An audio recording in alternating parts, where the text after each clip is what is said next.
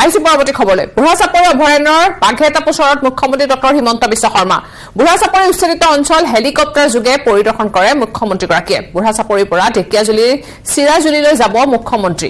চিৰাজুলিৰ ৰঘুনাথ সত্ৰৰ বুজ ল'ব মুখ্যমন্ত্ৰীয়ে আৰু তাৰ পৰা পুনে পুনে যাব তেজপুৰ টুমুকিলৈ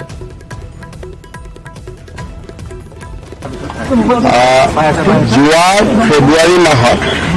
বুঢ়াচাপৰি ৰিজাৰ্ভ ফৰেষ্টত যিসকলে বেদখল কৰি আছিলে তেওঁলোকক আমি এভিকশ্যন কৰিছিলোঁ আৰু 16,000 বিঘা মাটি আমি বেদখলৰ পৰা মুক্ত কৰিব পাৰিছিলোঁ আজি মই সেই বেদখল মুক্ত ভূমি পৰিভ্ৰমণ কৰিলোঁ আৰু কি ধৰণে ইয়াক সোনকালে সেউজ কৰি পেলাব পাৰি যাতে জীৱ জন্তু আহিব পাৰে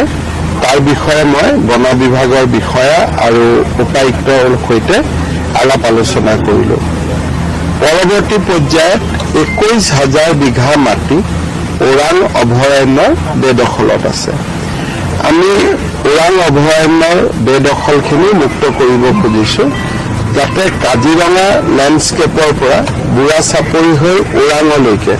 যিটো জীৱ জন্তুৰ যিটো ট্ৰেডিশ্যনেল পথ সেইটো যাতে আমি সম্পূৰ্ণ মুকলি কৰি দিব পাৰোঁ আৰু সেই উদ্দেশ্যে আজি মই ইয়াত আহিছিলোঁ তেওঁলোকক কি প্ৰয়োজন হ'ব কেনেকুৱা কি লাগিব গোটেই কথাখিনি আজি আমি আলোচনা কৰিলোঁ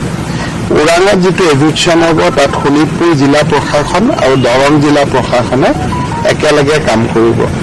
মই যিসকলে বেদখল কৰি আছে তেওঁলোকক মই অনুৰোধ কৰিম যে আপোনালোকে ফৰেষ্টৰ মাটিৰ পৰা ওলাই আহক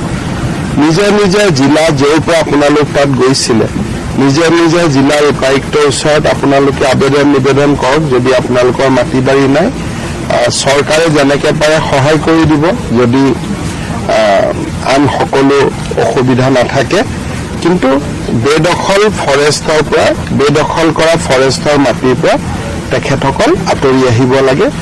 আৰু যদি নিজে আঁতৰি নাহে তেতিয়া চৰকাৰে উচ্ছেদৰ ৰাস্তা ল'ব লাগিব